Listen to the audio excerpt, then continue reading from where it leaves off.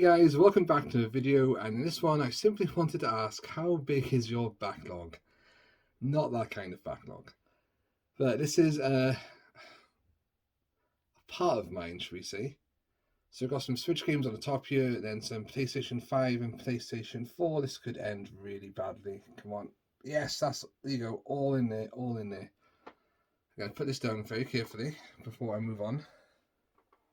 Oh man. No, it's going to go. Okay, so as you can see, I've got a lot of games to play there, and I don't know why do we buy so many games at once? So mine started, and always blame Retro Red Steve for this. We were in work, and he said, "Oh Matt, we got to go into Caffeine lunchtime, go to game. They've got this awesome sale on." So I was like, "Okay, fine. We'll probably buy one or two games." But when we got there, it really was like a mega sale, and they were selling games for like 50p, a pound. Like this is PlayStation 3 kind of era back then. I think I must have bought 8 games that day, and probably the most expensive one was like £7 or £8. Um, yeah, shocking sale, amazing. And since then, my backlog has never really decreased; it's only increased in size. I can't entirely blame Steve though, because I had PlayStation 2 games I still have not finished. I've put those away. I've put my PlayStation 3 games I haven't finished away, and I've just kept out PlayStation 4, PlayStation 5, and Switch, because those are all games I've got easy access to get on with. But the question I want to know, guys, is how big is your backlog? Do you have as many games as I showed you in that tower? Of course, it's not just that. I've got digital purchases on PlayStation Store, which I haven't touched, on Nintendo Store. It's crazy, isn't it? Crazy. Um, Hell, even on my Oculus Rift, what's it called?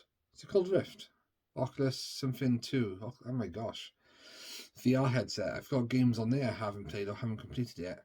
Some of those games I would have started, like the ongoing, like the WWE 2K22. I've been playing that on and off throughout the year. But now I've suddenly got like 2K23 and I'm coming out in March. And I'm like, well, hang on, I haven't done certain things on doing that one yet. So I usually leave a bit of a gap between those games, but then they've introduced the War Games match type, which I really want to try out. So I'm like, oh, why are you doing this to me? Yeah, so how do you handle yours? Do you admit defeat and then just put some away in storage and not touch them? I know there's an awful lot of collectors out there in the community, so do you guys ever play all the titles you collect? Yeah, so let me know, guys, either in the comments below or in a VR. How big's the backlog? How do you manage it? Have you got like a certain pattern you do with games? Do you do like a large game and do a couple of smaller games, another large game? Because for me, because I like RPGs and then Elden Ring, especially last year, they take so many hours, up to like 100 odd hours more. Skyrim, I think, is my most played RPG of all time with like 135 hours, and that's probably nothing compared to some of you out there.